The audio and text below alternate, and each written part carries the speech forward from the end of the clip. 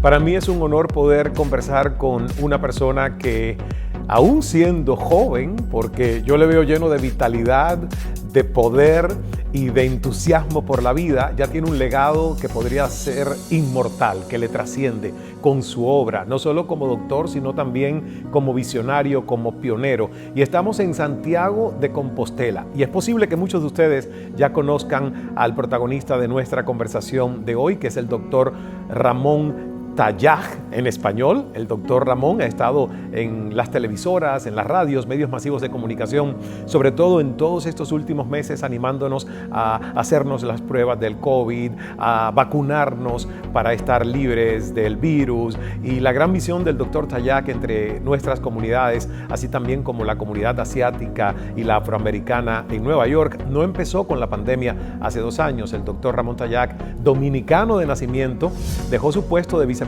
de Salud en la República Dominicana para ir a Estados Unidos con su familia, invitado por el cardenal John O'Connor, y establecer allí una red de médicos primarios hispanos en la ciudad de Nueva York. Esta red de más de 2.500 médicos en Manhattan, en Brooklyn, en Queens y Bronx ha sido clave durante esta pandemia que ha devastado la salud y la economía de tantos y tantos hispanos de nuestra comunidad. Tan pronto como el doctor Ramón Tallaj escuchó cómo la pandemia podía afectar la bolsa de valores en Wall Street, se puso manos a la obra y empezó a coordinar a sus doctores para hacer la prueba del COVID a los trabajadores de esta institución bursátil. Y la verdad que leyendo, preparándome para esta conversación sobre su historia, digo, las coincidencias son obra de Dios.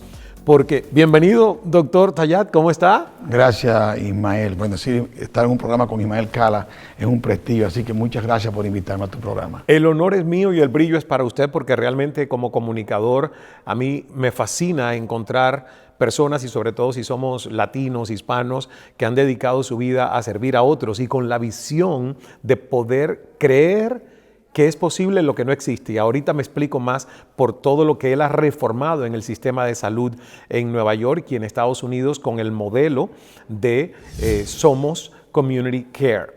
Y la diferenciación de lo que se hace mayormente en un pago por tarifa de servicio de Medicaid, Medicare, y un pago por valor real que ustedes han establecido y que me parece un modelo maravilloso. Pero yo estaba diciendo que al inicio que no hay eso que uno llama así como que coincidencias, yo digo son diosidencias, ¿verdad? Porque estamos en Santiago de Compostela, nos venimos a conocer 2 hijos de Santiago en Santiago. Sí, señor. Porque usted nació en Santiago de los Caballeros. Y yo en Santiago de Cuba. Donde estuve hace apenas una semana. Hace una semana. ¡Wow! En la misa de la Caridad del Cobre con el cardenal Sí. Sean O'Malley de Boston. Me imagino que sabes el valor que para los cubanos tiene esa Basílica de la Caridad del Cobre y esa Virgen de la Caridad del Cobre, ¿verdad? Definitivamente, al punto tal que sobre mi teléfono pude mandar y poner la misa para que ellos pudieran, muchos de ellos, conectarse uno con otro, con el mío, viendo la misa. Pues me emociona a mí, ¿sabes por qué? Porque yo nací el día de la Virgen. Oh my Soy God. hijo de la Virgen de la Caridad del Cobre. Septiembre 7. 8. 8, perdón. Septiembre 8. Oh. Y mi abuelita, muy católica, siempre me inculcó el amor y la devoción por la Virgen porque me decía, Ismael, tú eres hijo de la Virgen siempre te protege. Se me pararon los pelos de punta. La Virgen siempre te protege. Entonces me encanta que tengamos además esa comunión de la fe, porque yo siento que la fe es lo que engrandece a los hombres y que la fe y la visión de creer que hay un Dios que es amor y que nos une y que nos permite ponernos como instrumentos de servicio. Yo siento que cuando eso uno lo tiene, nada es imposible y su historia de vida es prueba de ello. Sencillamente, 100%, solamente somos humanos, pecadores, cometemos errores, pero solamente Él decide cuándo, quién y cómo. Y esto que ha pasado con nosotros es un designio del Todopoderoso, el Señor, que nos ha iluminado para ir al frente de esta cruzada contra este virus en la que hemos trabajado y obviamente los cambios de salud que hemos logrado hacer para la gente pobre que tiene Medicaid y Medicare en la ciudad de Nueva York. Y la historia previo al COVID es que a ustedes ya el COVID les encuentra con toda esta red de médicos organizada, con el Community Care, el Somos Community Care, que además es el resultado final de un un primer establecimiento de una compañía que no se llamó así. Correcto. Y que luego cambió de nombre. Correcto. Es un proyecto que hizo el Estado de Nueva York para ver si podía cambiar la manera que se hace el servicio. En vez de ser una transacción, es más por el valor de la capacidad que tú tengas de cambiar la salud de ese paciente basado en la salud, el wellness, como dicen allá. Sí. No, pero el sistema de salud en nuestro país, Estados Unidos, en muchos países, es un código de enfermedad. Así es. Donde mientras más enfermos, más dinero las aseguradoras tienen, más dinero se paga. Sin embargo, la parte de mantener un paciente sano no se toma tanto. Y ese es el cambio que hemos hecho.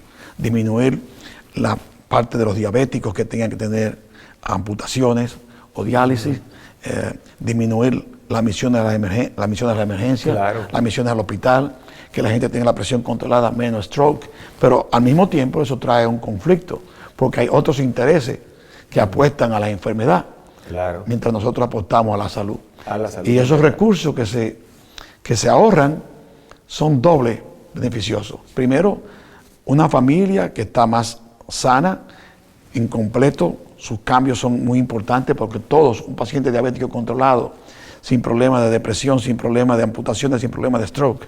Y por el otro lado, el sistema de salud, que se ahorra un dinero importante, que hace mucha falta en nuestros países. Yo leí un número, a lo mejor es más, pero leí un número que más de 12,000 millones. ¿Cuánto es el ahorro que...? Lo que pasa es que eso va por año. Este proyecto fue de 5 años. Solamente en el año 2018 bajamos un 12%, un equivalente a 336 millones de dólares. Wow. Pero al mismo tiempo tenemos otra cosa que permitió, le llaman allá el Obamacare, y es que se llama Accountable Care Organization, donde nosotros pudimos ahorrar 44 millones por 5 años consecutivos al sector salud. Entonces se divide el dinero, se lo ahorra el gobierno y la otra parte se le da a los médicos. Y ha sido una bendición. Maravilloso. Y a mí me encanta el tema de la salud porque, al igual que usted, yo siento que la salud uno la tiene que mirar desde un aspecto integral. Correcto. No como estoy saludable porque hay ausencia de enfermedades, sino estoy saludable porque tengo una vida radiante, tengo una vida plena. Y ustedes, además, desde Somos Community Care, atienden mucho a gente necesitada, población vulnerable, muchos hispanos migrantes que se sienten no atendidos, no escuchados, y que el sistema que ustedes le han implementado es que el médico pueda tener tiempo para hacer visita a los hogares, para establecer con esas familias el compromiso de que vayan al consultorio, de que cuiden su salud. Y eso no pasa generalmente en una consulta donde el médico a los 15 minutos ya no tiene más tiempo. Eso de manera holística. Mientras el médico hace su trabajo, tenemos los empleados también que están fuera, el que va a la casa, el que chequea que las cosas se estén tomando, el ejercicio. Creamos lo que se llama el Plan Pure Diet, una dieta que no tiene que ver con animal, sino vegetal, donde obviamente inclusive el candidato a mayor nuestro nos alabó porque él mismo era diabético. Nosotros apostamos a la comunidad, a hacer todo para evitar que vaya al edificio que se llama hospital. Y entonces tú entenderás que estamos en un castillo donde posiblemente había un rey en alguna época, en estos pedazos, y el sistema de salud está basado en el edificio en nuestro país, donde todo tiene que ser el hospital. Nosotros decimos que no, apostamos que no se tenga que ir al hospital, que la gente esté controlada su diabetes, su hipertensión, todos los índices de salud, mejorarlos, de manera que solo el hospital se use cuando haga falta. En el sistema de salud americano, el 85% del dinero se gasta en el hospital, pero se resuelve el 15% de los problemas. Claro. Mientras que en la comunidad se resuelve el 85% de los problemas con un 15% de los recursos. Pasó en el COVID.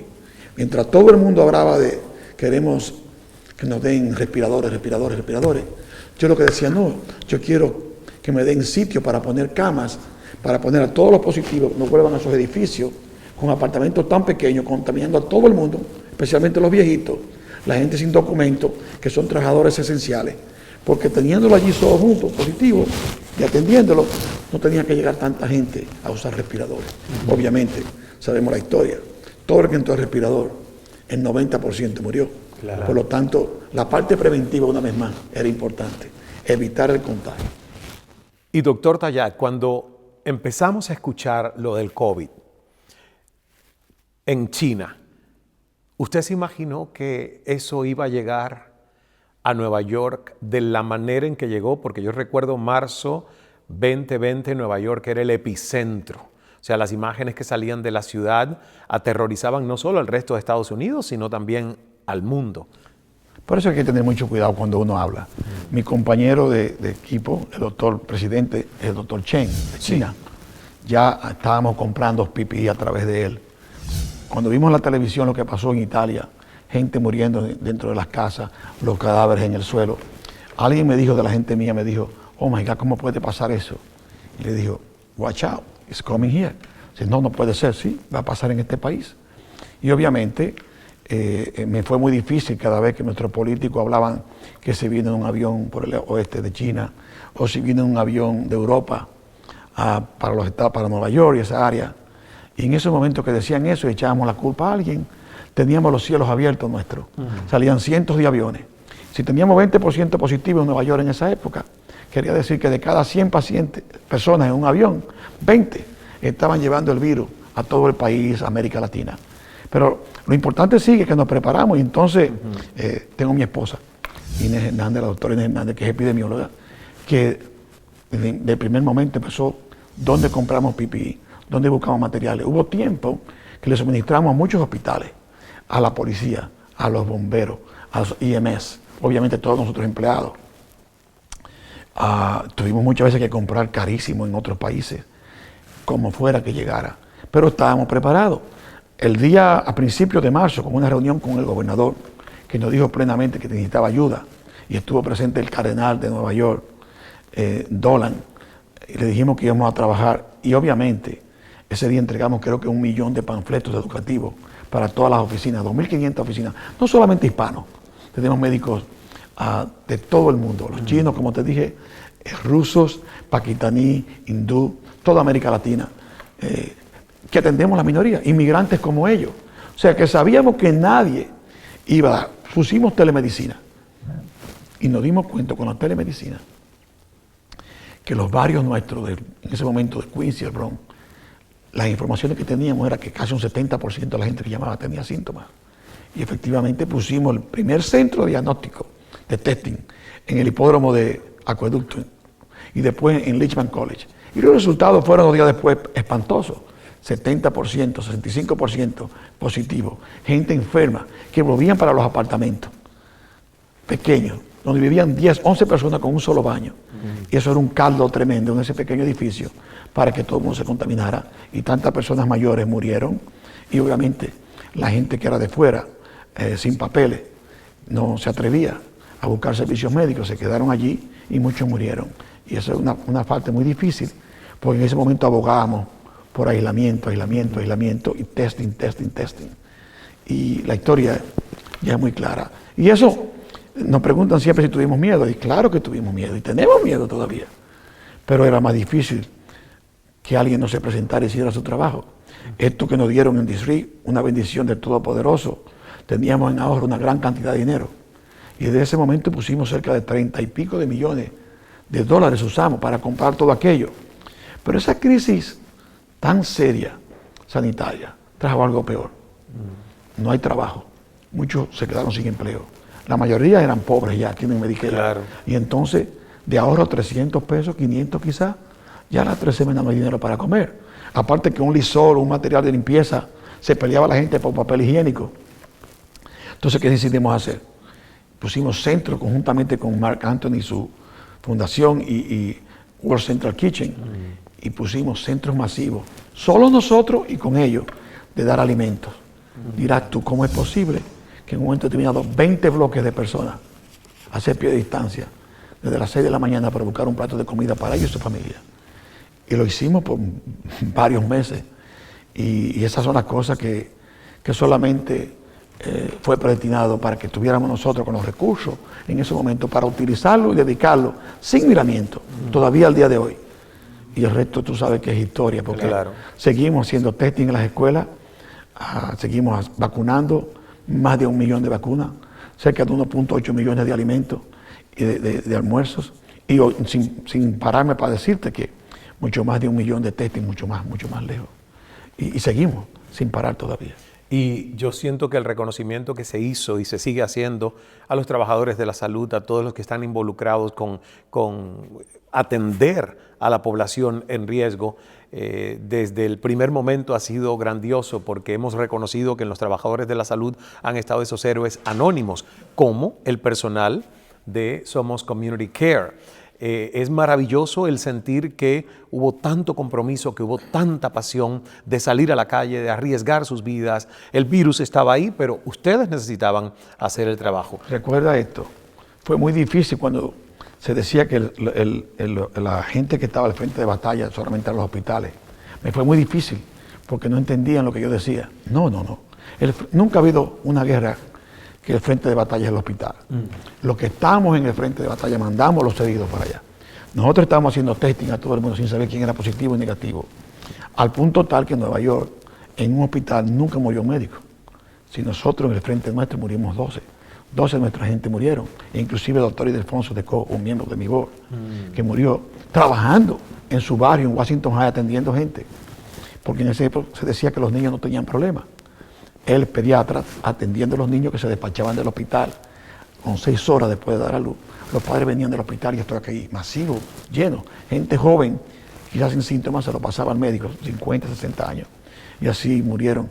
Y por eso nosotros estábamos al frente de batalla y seguimos al frente de la batalla.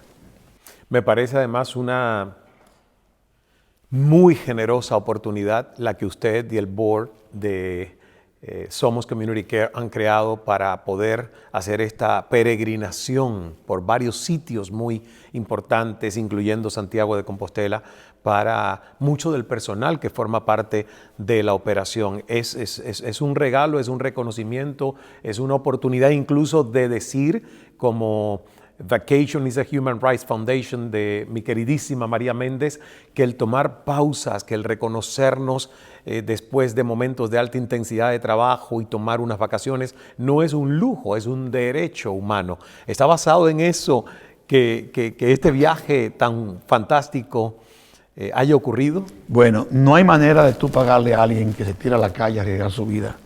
Cuando todo el mundo, como yo digo, los scholars de las grandes universidades, nadie decía nada, todos callados, asustados.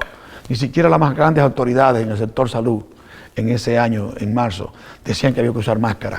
Era todo un desastre. Y nosotros de un principio establecimos reglamentos, protocolos para proteger a nuestra gente, cómo salir de las casas, qué hacer. Hicimos programas de televisión, porque entendíamos que nadie estaba poniendo atención a la gente más vulnerable, los trabajadores esenciales, los hispanos, los afroamericanos, las minorías del país, eran las que estaban tiradas a la calle. Y entonces, claro, ¿qué podía yo hacer?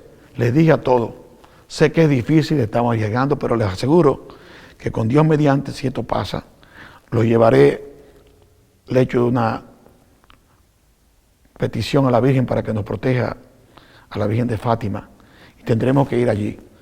Mi compromiso fue traerlos acá a Fátima y hacer el camino de Santiago.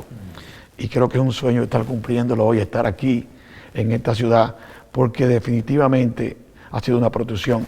Quiero que sepa que estuvimos en marzo de 2019 con el Papa, en una audiencia donde llevé 600 médicos y parte de su familia. Y allí el Papa nos dijo claramente lo que nos tocaba hacer, trabajar con los descartados de la ciudad de Nueva York. Jamás pensé que esa palabra iba a ser profética por lo que hicimos durante esta pandemia. Claro. Y por eso creo que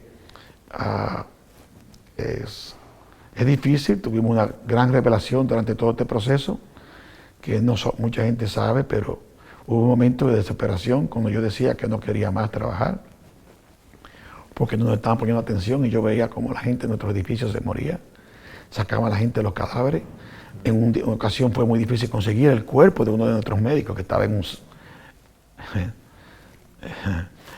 un camión y no se podía conseguir. Teníamos también al doctor Ildefonso de Co, que no podíamos hacer ningún funeral, que querían cremarlo. Y esos momentos no fueron tan sencillos. Durante una pandemia, y todavía es fuerte. Uno tiene que entender quién sobrevivió, quién no. Eso fue al azar, pero sí convencido de que por primera vez este mundo, un virus pequeño, una creación de este universo, del Todopoderoso, hizo que todo el mundo se arrodillara y entendiera que no somos nada, que el Todopoderoso es superior.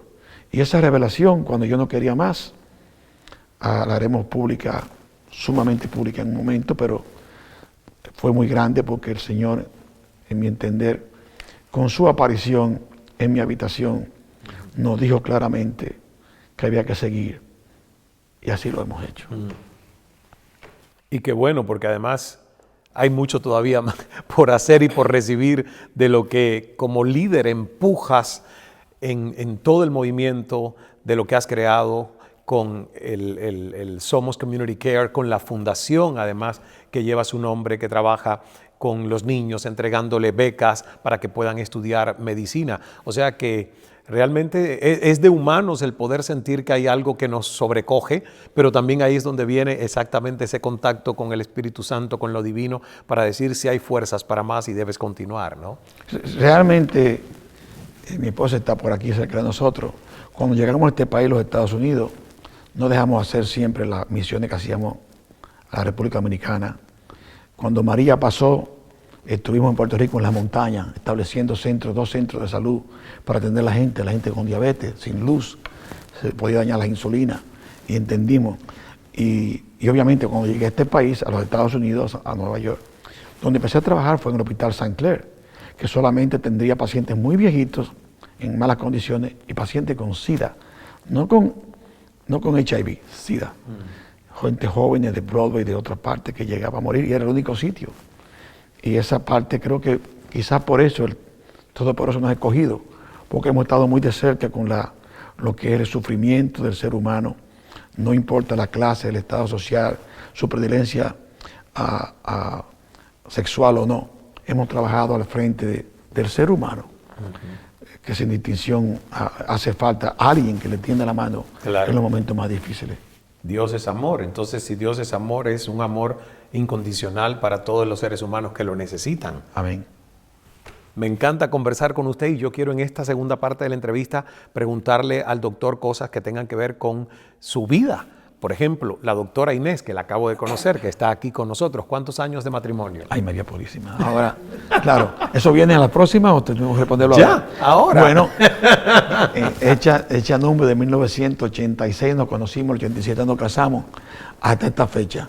Wow. Y llegamos a los Estados Unidos un 1 de enero de 1991. Tuvimos nuestro problemita como toda pareja. Claro. Pero en el 91 llegamos aquí con un gran problema, que fue una nevada tremenda, sin mapa, sin teléfono como en esta época, sí. En un carro que se nos dañó en el camino, en la limpiabrisa, con un niño de 1 mes y otro de 1 año. Y aún así llegamos a nuestro destino, como a 150 kilómetros donde teníamos que ir, en New Jersey. Y nos dijimos, bueno, de aquí en adelante, todo lo que viene va a ser más fácil. Bueno, pues sencillamente ha sido más fácil porque ha sido con mucha fe y mucho trabajo, pero aquí estamos. ¿Y cuántos hijos ya ahora? Ahora tenemos 6 en total. Y usted también es parte de 6 hijos, ¿no? Sí, eso sí, soy o sea, parte que quisiste cumplir con, o sea, si yo soy parte de 6 hermanos, ¿tengo que tener 6 hijos o no fue así? El problema es que yo soy el mayor de 6 hermanos, 5 hembras, 4 de ellas andan conmigo en este momento, que les prometí traerlo también al camino. Qué bien. ¿Nietos? 7 y 1 en camino. O sea, 1 por lo menos tiene el apellido porque las hembras han dado varones y los varones dieron hembras. Pero por primera vez me nació 1 y ahora el que sigue también es varón con el apellido. Y es cierto que, bueno, hablan de los abuelos, aunque yo creo que las abuelitas son muy, muy consentidoras. Por lo menos en mi caso es cierto que mi abuela me consentía mucho más que mi madre. Mi madre era más disciplinaria, mi abuela era pues todo lo que yo quería me lo daba. En el caso de Ramón, el abuelo Ramón es mucho más consentidor que el padre Ramón. Bueno, yo compré un letrero en Argentina que decía, esta es la casa de los abuelos, aquí se puede todo. Así que te imaginarás que para mis nietos ahora es una libertad. Ya lo primero que antes compraba era para mis hijos, ya ni me acuerdo de ellos. Lo que compro es para los nietos. Claro, ya los nietos son el centro. ¿Y cuántos años quiere vivir el doctor Ramón Sayá? Hablando de salud radiante y que yo lo veo, tiene la elegancia de otro dominicano ilustre que fue Oscar de la Renta. Bueno, yo creo que esa decisión no la tenemos nosotros, el Todopoderoso. Si por mí fuera, si Él decide que dentro de 20 años, en junio, tengo que ir con Él, así estaré listo y preparado. Dentro de 20 años, en junio, ¿cuánto sería entonces? Tendría 86 años. ¿Con 86 años se quiere ir? No, pero creo que es suficiente. Si no, voy a morir a destiempo. Entonces yo prefiero morir ¿Qué quiere decir morir a destiempo? Bueno, que a veces la gente tiene 90 años y se queja cuando se le muere. Dice, yo digo, no, murió a destiempo. Realmente la gente debe morir antes, no tenga tantos achaques. Y yo creo que esa Yo quiero vivir 137 años. Va a morir a destiempo. Pero si esto lo saqué de la Biblia, Sí, doctor. sí. El Ismael de la Biblia vivió 137 años. Y un día yo me estaba poniendo a pensar y digo, Dios solo sabe cuánto uno va a vivir, pero por lo menos uno se tiene que hacer un plan, y es muy buena la reflexión del morir a destiempo. Yo no quiero morir a destiempo. Ahora voy a decir 137, siempre que no hayan demasiados achaques que me quiten independencia, autonomía y que yo sienta que soy una carga para otros, ¿ves? Pero yo creo que no debemos poner el límite a la divina providencia. Y el Señor tiene todo preparado en ese sentido. Obviamente, tratar de hacer lo mejor que se pueda con el tiempo. Alguien me dijo hace unos días que cuánto tiempo de vida yo tenía. Y yo dije, bueno, yo tengo 66. Digo, no, eso no lo tiene ya se gastaron. Solamente le quedan lo que falta por vivir. Así que ponga la atención a esos, que ya los otros se fueron. Maravilloso, me encanta porque además esta entrevista yo siento que estoy conversando con un demente positivo. Para mí hay demencia, que es la paranoia esta negativa tóxica, pero también hay seres humanos que tienen la posibilidad de tener una locura sana en el sentido de que quieren crear un mejor mundo, ¿ves? Y a veces a esos le llaman locos, lo que quieren crear un mundo mejor que no existe. Entonces para mí son dementes positivos. Porque usted se ha puesto cosas en la mente que a lo mejor otros creían imposibles y que las ha logrado. Sí, yo creo que... Lo que sí te voy a decir algo. Lo que yo no creo jamás entrar en algo que tenga que ver con política. La política nuestra es seguir haciendo el bien. Nuestro lema, muy sencillo. El lema es muy sencillo. Seguir atendiendo a los pobres. Dar de comer a los hambrientos. Cuidar y curar a los enfermos. Y más importante que todo, como dijo el Señor, tratar a los demás como queremos que nos traten a nosotros mismos, poniendo al Todopoderoso primero que nada. Si hacemos eso, no fallamos. Sí, somos humanos, tenemos pecados, los cometemos, los hemos cometido, y al Señor que nos proteja, pero seguir el lineamiento. Muchas veces, en esta edad que tengo hoy, trato de reflexionar de Ramón Tallá, que llegó a este país, de Ramón Tallá, que trabajó en esos hospitales, el que abrió oficina, el que juntó a los médicos. Y digo, ¿por qué, Señor? ¿Por qué nos ha escogido a nosotros con todas las cosas y los defectos que tenemos? Y me imagino que así ha pasado a través de la historia. Pero no es Ramón Tallá solamente. Yo soy el motor de arranque, el que empieza la llave. Es todo el conjunto de hombres y mujeres que se lanzaron a las calles, al punto tal que ha crecido un 35% en el número de pacientes. Empezamos con cerca de 1 millón de pacientes y ya estamos por el 1.250.000, algo así. Y la gente sigue buscando a los médicos. Y yo lo que creo que es porque la gente entiende que hay ese sentido humanístico, esa parte integral de ver la gente en global, donde no es solamente el estar al frente y decir una medicina, sino el entender que el otro ser humano tiene las mismas necesidades que uno tiene. Tiene familia, tiene hijos, tiene padres, y que todo lo que le afecte a él trae un problema a nivel de todo ese conglomerado que es la comunidad. Y si atendemos de esa manera, vamos a tener una comunidad más sana.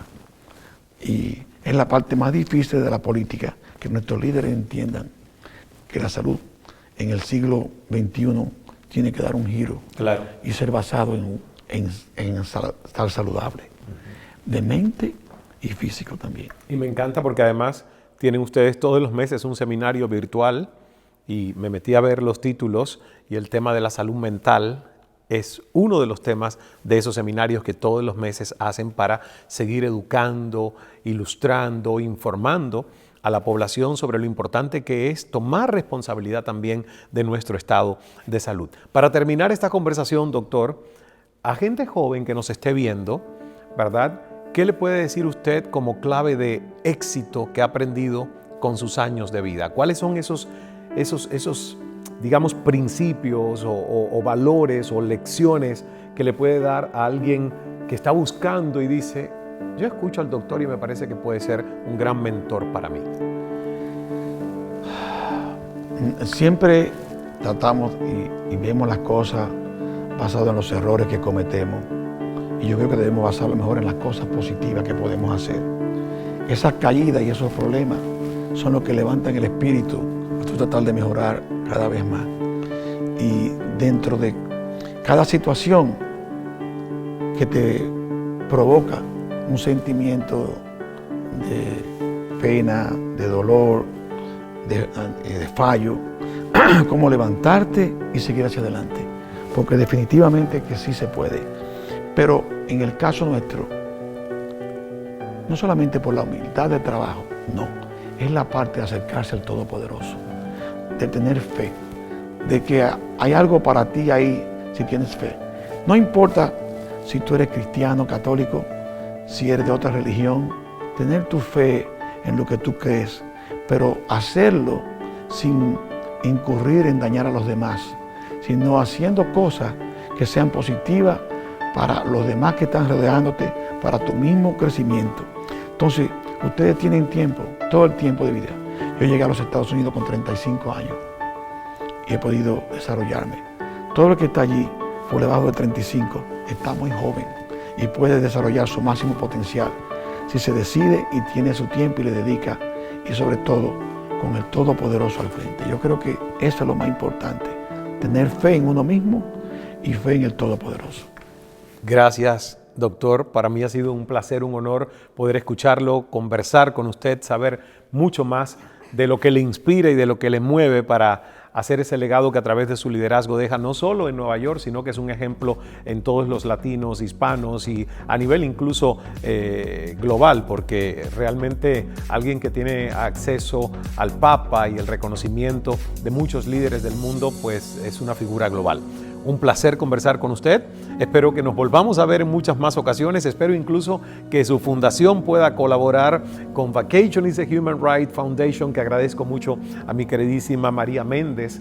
Vino a hacer esta idea de la mente de María, de hacer una fundación que trabajara justamente por entender que el viajar no es solo un lujo de unos pocos, sino que el tomar vacaciones es un derecho humano para ser más productivos, para tener mejor salud, para tener justamente esa posibilidad de conocer otros lugares del mundo.